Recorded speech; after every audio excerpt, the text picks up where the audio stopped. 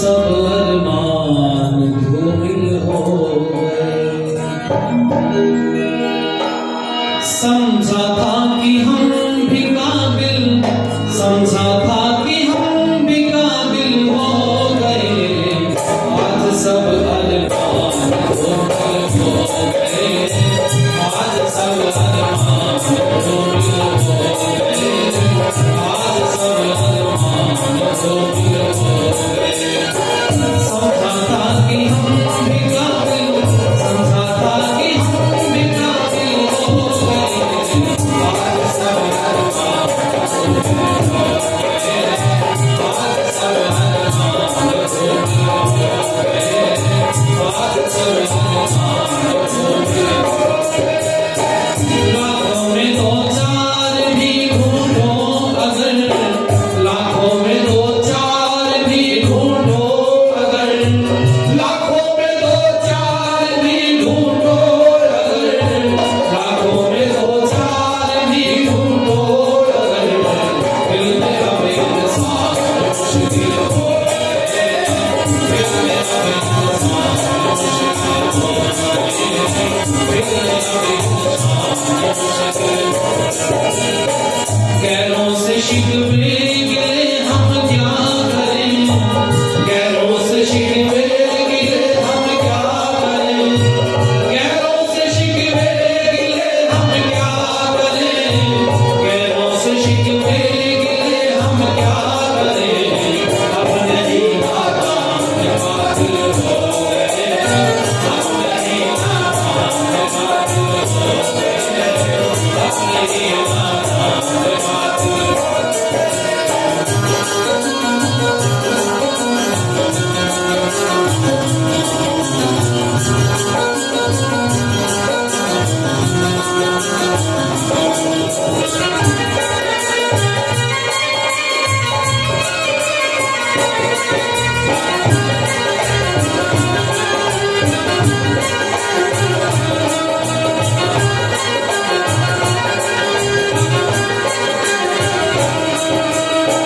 और मुझे स्वामी जी ये भी बोल रहे थे कि हमारे वालों की गद्दारी तो हमें परेशान करती है।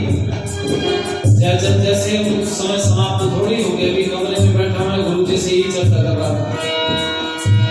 असली चेहरों को छुपा कर फरिश्तों में, असली चेहरों को छुपा कर फरिश्तों में, असली चेहरों को छुपा कर फरिश्तों में, असली चेहरों को छुपा कर फरिश्तों में, आज कुछ शैतान शामिल हो गए। आज कुछ शैतान शामिल हो गए। समझा था कि हम भी काबिल, समझा था कि हम भी काबिल हो गए। समझा था कि हम भी काबिल हो गए। आज सब अरमान धूमिल हो गए। आज सब अरमान धूमिल हो गए। आज सब अरमान धूमिल हो गए। आज सब अरमान धूमिल हो गए।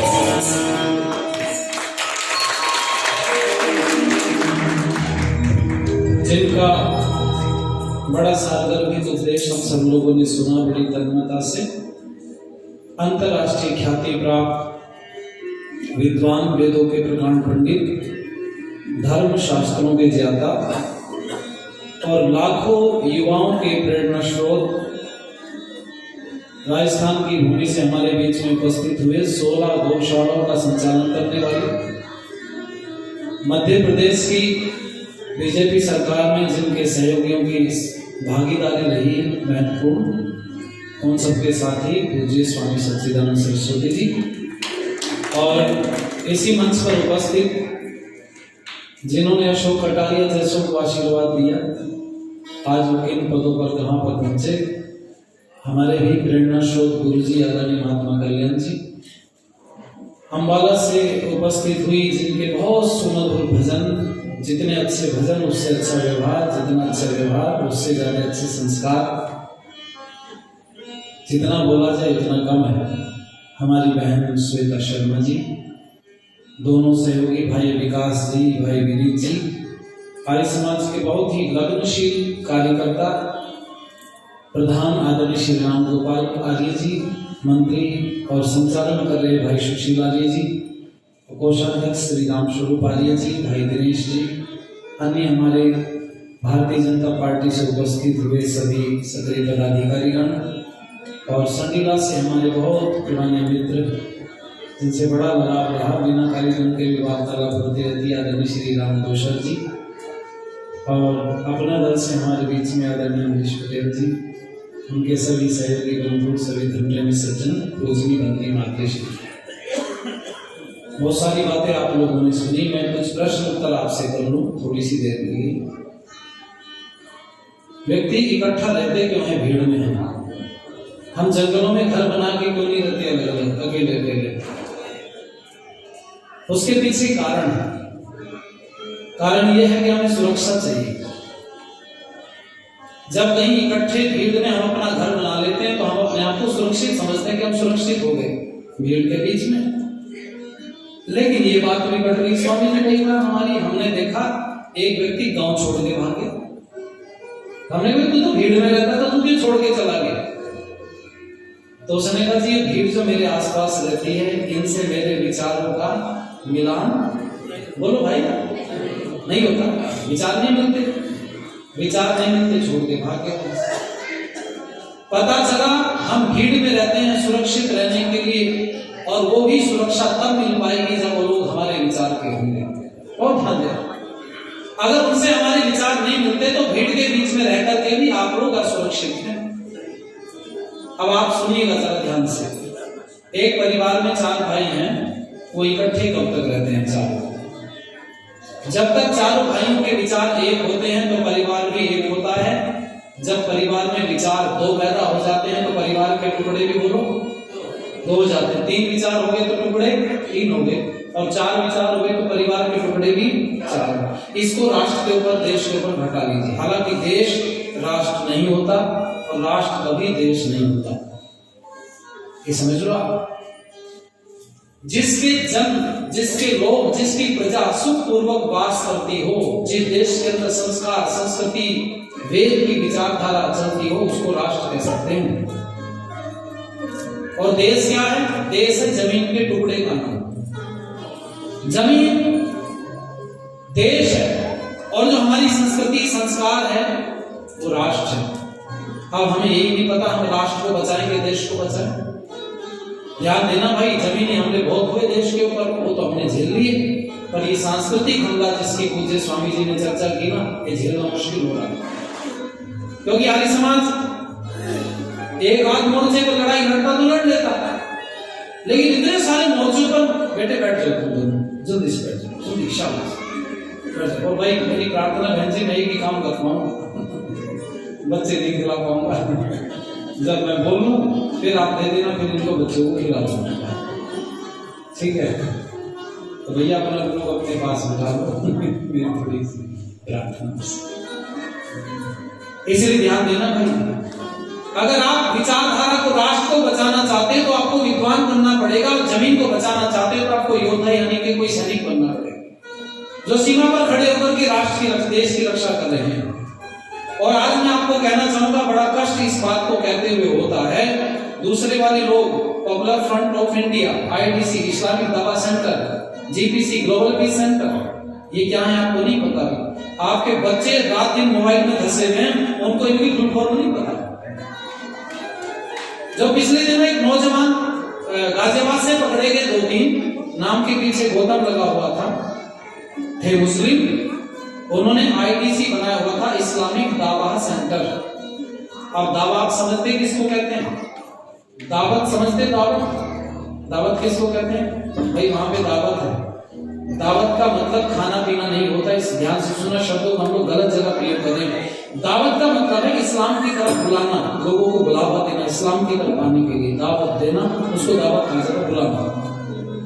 उसने खोला था Islamic Dawah centre, ITC, Umar Gautam, नाम याद आया होगा आपको, जेल चला गया तो जागीर आलम और उमर गौतम, ये 2 लोग थे। आप नहीं सोच सकते, उन्होंने 5 लाख लोगों तक अपनी पहुंच बनाई। दोनों कन्वर्टेड थे, मतलब थे हिंदू, दोनों कन्वर्ट होकर के बने 5 लाख लोगों तक पहुंच गए। उधर मौलाना करीम सिद्दीकी अकेला व्यक्ति ग्लोबल पीस सेंटर चला करके 5 लाख हिंदुओं को कन्वर्ट कर गया, जिसको योगी जी ने अंदर डाल दिया। कितनी तेजी से कुचक्कर चल रहा है, हम अभी गफलत में सो रहे हैं। मैं तो हमारे साथियों से भी कहूंगा जो पार्टी से जुड़े हुए हैं, उनसे भी एक प्रार्थना है, अगर व्यक्ति कन्वर्ट हो गया तो वो तुम्हें मर जाएगा तो वोट नहीं देगा। इस बात को गांठ बांध लो। जो लोग ये सोचते हैं कि हमारा कोई नुकसान नहीं, कोई बात नहीं, अपना तो उठना बैठना, ये तुम्हारा उठना बैठना चलता रहेगा, लेकिन जब बटन दबाने का नंबर आएगा तुम्हारे पक्ष में वोट जाने वाला नहीं। सीधी सी बात। जब भी आप अंदर एक कार्यशाला होती तो उन सब चीजों की चर्चा करो। मैंने प्रातःकाल हमारे माननीय विधायक जी भी थे, इस क्षेत्र के गणमान्य व्यक्ति, मैंने उनसे प्रार्थना की थी, जब आपके प्रधानमंत्री माथे पर पूरा चंदन लगा करके वहां पर मंत्रों का पाठ कर सकते हैं, मंदिर में पूजा कर सकते हैं, तो आप लोगों के सर पे चोटी नहीं आ सकती क्या? वापस बोलो, अरे बोलो, आनी चाहिए कि नहीं? हमें शर्म लगी। जिन मुगलों ने चोटियां काट दी, जनेऊ काट दिए, जनेऊ जला जला करके हमाम गर्म करके पानी लाए, उस समय तो दबे गुजरे थे, परेशानी थी, राजा बदला हुआ था, आज तो कोई समस्या नहीं। लेकिन अगर आप अभी भी गफलत में जी रहे हैं कि मैं पद प्रतिष्ठा मिल जाएगी, मान सम्मान मिल जाएगा, बहुत देर तक रहने वाला नहीं है। ये कुंभ का मेला भी नहीं, कुंभ का मेला तो 12 साल में आता है, तो 5 साल में से उतरता चलता है। ऐसी तैयारी करो जो आने के बाद में वापस जाना ना पड़े। और वो तैयारी कब हो सकती है? जब संकल्प मजबूत होगा, इन विषयों पर चर्चा होगी। गहराई से अध्ययन करो, ये अध्ययन ना करो मैं जीतूंगा कैसे, ये अध्ययन करो अगर मैं हार भी गया तो मेरा कोई बाल बाल का ना कर पाए, मैं पूरा क्षेत्र को एक साथ पढ़ाई। मेरे गुरुजी ने बोले मेरे से कमरे में अभी, आपको पता है कल निधि को फेंक दिया 4थी मंजिल से लखनऊ में। ये तीसरी घटना, 3 दिन में तीसरी घटना है। जिस लड़की के 35 टुकड़े किए गए, वो परसों वो पकड़ में आया, ये कल निधि को फेंक दिया गया। उससे पहले एक लड़की को वो बोल रहा था कि गद्दारी बर्दाश्त नहीं करने का, गर्दन काटी हुई होटल में नग्न पड़ी हुई है, उसका फोटो डाला वीडियो। ये 3-4 दिन पहले की घटना है। आप सोचो जरा भाई, हमारे वाले लोग बोल रहे हैं भाई सरकार को कर देना चाहिए, सरकार को ये कर देना चाहिए। सरकार खा करेगी, उन लोगों की सरकार नहीं है, फिर भी वो हिम्मत नहीं हारे, रात दिन लड़ रहे हैं, मोर्चे पर अड़ रहे हैं, और तुम लोग सरकार के भरोसे बैठे हो। उनको सरकार का समर्थन नहीं है, ध्यान देना, वो फिर भी लड़ रहे हैं। तुम कितने कायर कमजोर हो गए हमारे वाले लोग। सरकार रहते हुए तो तुम्हें सड़क पर खड़े हो जाना चाहिए। हर व्यक्ति शोर मचाता, अब इस देश के अंदर केवल हम रहेंगे या फिर हमारी विचारधारा को मानने वाला रहेगा। जो वंदे मातरम बोलेगा वही भारत में रहेगा, भारत में रहना होगा तो वंदे मातरम कहेंगे। आइए बनो भाई, मेरे यहाँ कई सारे गणमान्य लोग बैठे हैं जो पार्टी में जा रहे हैं ऊपर की तरफ। मेरी प्रार्थना उन सब लोगों से है ना, परमात्मा से प्रार्थना करूंगा आपके लिए कि आप बहुत बड़े पदों पर ऊपर पहुंचे, शीघ्र पहुंचे, क्योंकि युवाओं की आवश्यकता है। अब बूढ़ों से नहीं संभाला जाएगा, हमें युवा चाहिए, जवान चाहिए हर मोर्चे पर। मेरी प्रार्थना आप लोगों से है, सर पर बारीक सी ना मोटी चोटी रखनी शुरू करो। जिन विनय कटियार का नाम लेते हैं ना सब लोग, समझ गए आप क्यों चर्चित हुए हैं? पार्टी के लिए नहीं लड़े, धर्म के लिए लड़े, धर्म के लिए लड़े तो जाने के बाद भी बहुत वर्षों तक लोग उनको याद करते। और जो अपने लिए लड़ा, पार्टी के लिए लड़ा, पार्टी की विचारधारा तो बदलती रहती है। ध्यान देना, स्थायित्व अगर किसी चीज में है तो धर्म के अंदर है। धर्म की रक्षा करोगे तो धर्म तुम्हारी रक्षा करेगा, धर्म की रक्षा नहीं करोगे तो मरा हुआ धर्म तुम्हें मार देगा। बहुत उदाहरण दिए पूज्य स्वामी जी ने। 250 वर्ष पुरानी कोठियां खड़ी है पाकिस्तान में आज भी। एक कपूर खानदान की, जो ये आज गंदगी परोस रहे हैं कपूर खानदान के लोग, इनकी कोठियां 250 वर्ष पुरानी खड़ी हुई है पाकिस्तान में, आज ही टूटी नहीं, इतनी मजबूत। कितना पैसा होता है इनके पास, धन होते हुए, संपत्ति होते हुए, सब कुछ होते हुए भी घर छोड़ के भागना पड़ा। आखिर भागते भागते जाओगे कहां? कोई जगह टिकेगी, कोई जगह रुकोगे क्या? मोदी योगी जी खुल के नहीं बोलेंगे तुम्हें खड़े होकर के, ये चैनल पे आकर के बोले ऐसे करना शुरू करो। दुनिया में दूसरी जगह भी इनको मीटिंगों में जाना पड़ता है, समझते? घर से बाहर निकलना पड़ता है तो वहां भी जवाब देना पड़ेगा, भाई तुम तो देश में एक विचारधारा को बढ़ा रहे हो। क्योंकि भारत के बड़े सारे लोग रहते हैं प्रवासी, दूसरे देशों में बसे, उनकी भी तो चिंता है। तो एक मुखिया की तो जिम्मेवारी है, पर मुखिया की संतानों को तो अकल आनी चाहिए, कबूल किया है। हम शोर मचाते रहे भारत इतना महान था कभी भारत महान, अब कहां है महानता भारत की। मैंने बोला था आपसे, जब टुकड़े अनेक हो जाते, जब विचारधारा अनेक हो जाती तो टुकड़े अनेक हो जाते हैं। आज सोचो भारत में एक विचारधारा है कि अनेक है, हर कदम पे विचारधारा दूसरी खड़ी है। क्षेत्रवाद, गोत्रवाद, जातिवाद, बिरादरीवाद, कितना वाद आ गया। बाद में बात करते परिवार पे आके सिमट गए। याद रखना, जब शत्रु से हमला होता है ना तो इकट्ठे होकर के ही जान बच सकती है, अलग अलग तो में से कोई लड़ने वाला नहीं। और आज तो स्थिति निरंतर बिगड़ती जा रही है। इसलिए मैं कहूंगा आप लोगों से जरा ध्यान दीजिएगा मेरी इन लाइनों के ऊपर। आज मुझे अटल जी की वो खोई हुई लाइनें याद आ गई धुंधली से। तो देश का युद्ध होने को तैयार खड़ा था तो उन्होंने सूत्रों में बात बोली थी, क्योंकि एक देश का व्यक्ति जो प्रतिनिधित्व करता हो पूरे देश का, अध्यक्ष हो राष्ट्र का, तो वो खुले खुले शब्दों को तो बोल नहीं सकता था। पर उन्होंने उस समय पर सेना के लोगों को कहा था, जब कारगिल का युद्ध होने को तैयार था, उन्होंने कहा था, भारत माँ के वीर जवानों, माँ का कर चुका देना, फटे फटे इस मानचित्र को आपके ठीक बना देना, और पटना साहब से मिलने को ननकाना बेचैन खड़ा, अब के तिरंगा रावलपिंडी में धस गया। और बाद में रस टपकता था, रस झलकता था, कहा था अटक अटक से ये सिंधु नदी तक सब कुछ हमको प्यारा है, और काश्मीर मत मांगो, ये कह दो पाकिस्तान हमारा है, ये पाकिस्तान। अभी हम लोग तो अपने से बाहर ही नहीं निकल पा रहे, वहां तक पहुंचेंगे कैसे? इनको जो दुनिया भर की जो पॉलिसी चल रही है उसको इनको कोई पता नहीं है।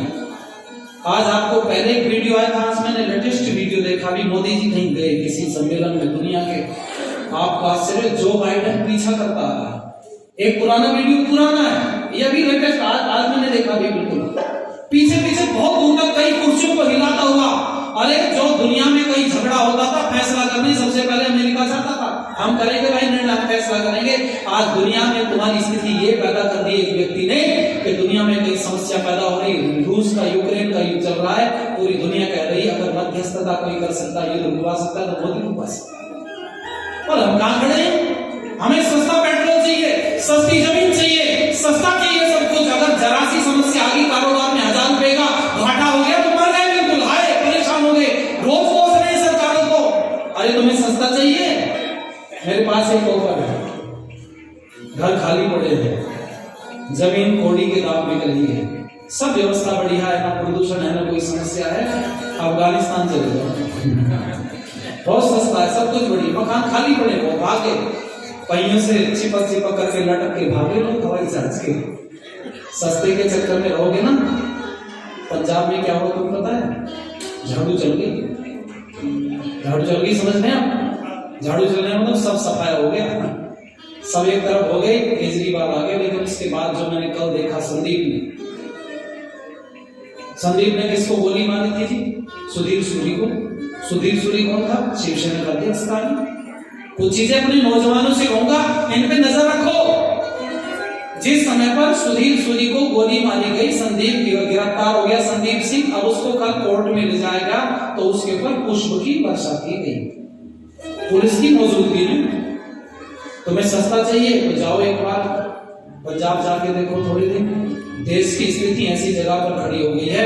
मैं सब लोगों से एक बात कहूंगा, भैया तुम्हारे में हिम्मत नहीं है, कोई बात नहीं, तुम लड़ नहीं सकते, कोई बात नहीं, लड़ने के लिए मोर्चे पर आर्य समाज खड़ा है। बस एक प्रार्थना तुमसे है कि विरोध करना बंद कर दो, हमारा समर्थन करना शुरू कर दो, हम सबको तालों बंद करते चले जाओ। किसी की मां ने दूध नहीं पिलाया, वो आकर के भिड़ जाए आर्य समाज से, समझ गया? हमारे साथ, हमारे पास हर तरह की शक्ति है, हमारे पास शस्त्र भी है और हमारे पास शास्त्र भी है। हम जवाब देना जानते हैं, हमने दिया है वर्षों तक जवाब। लेकिन दूसरों से लड़े तो लड़े कैसे? एक अपना ही टांग पकड़ करके खींच रहा है, रात दिन हमारी बुराई चल रही, आर्य समाज को बदनाम कर दिया गया, तुम्हारी पॉलिसी नहीं थी। अब पूज्य स्वामी जी ने बहुत बढ़िया बात कही, ये कम्युनिस्ट है ना, लेफ्टिस्ट है, माओवाद, उग्रवाद, इन्होंने पता क्या काम किया? आर्य समाज को बदनाम करके एंटी हिंदू खड़ा कर दिया। उनको पता था इस समय पर अगर तुम्हारे जड़े कोई उखाड़ सकता है तो आर्य समाज उखाड़ सकता है, इसलिए उन्होंने आर्य समाज को बदनाम कर दिया। आर्य समाज बदनाम हो गया तो हिंदू बेचारा हिंदू, ना टोरा ना बिंदु, किसी के साथ लग जाए, ये लेफ्टिस्टों के साथ लग करके आर्य समाज का विरोध करना शुरू सुना होगा कि हम हिंदू हैं और तुम आरएसएस वाले हो, हम हिंदू हैं तुम निरंकारी हो, हम हिंदू हैं तुम व्यास वाले हो। अरे हमारे ही खाली निकम्मे जानकारी के अभाव में बोलते रहते हैं अजी हम सनातनी और तुम आर्य समाजी। ना ना, हमें तो तुम भड़ोसा बना दो भैया, हम तो किसी काम के नहीं थे। जिसने देश आजाद कराया, 7,32,000 लोग जिसके बलिदान हो गए हो, देश की जेलों में 50% आर्य समाजी रहे हों, वो आर्य समाज की स्थिति आज ये हो गई है कि हमें शोर मचा के आज अपने ऊपर लगा कीचड़ ढोना पड़ रहा है। अरे भैया हमने कभी मूर्ति पूजा का विरोध नहीं किया, हमने हिंदू का विरोध नहीं किया, हम तो तुम्हें अकल बताने वाले, ठीक रास्ते पर लाने वाले लोग थे। अब हमारी एनर्जी लोगों को जगाने में नहीं जाती। माफ करना सारे लोग, वो जो स्वामी जी बैठे हैं, अब हमारी एनर्जी जो बर्बाद हो रही है आर्य समाज की, वो इस काम में हो रही है कि भैया हम दोषी नहीं, हमने कोई गलत काम नहीं किया, हम दोषी नहीं, हम रात दिन इसी बात को शोर मचा रहे हैं। पर ध्यान देना है, गीत की लाइन में सुनो। बुलबुलों गल तुम्हारा चमन लुट गया, आशियाना बना दे कहाँ जाओगे, फूल ना लगे किसी डाल पर, फूल ना लगे किसी डाल पर, जैसा हमें बताओ कहाँ जाओगे,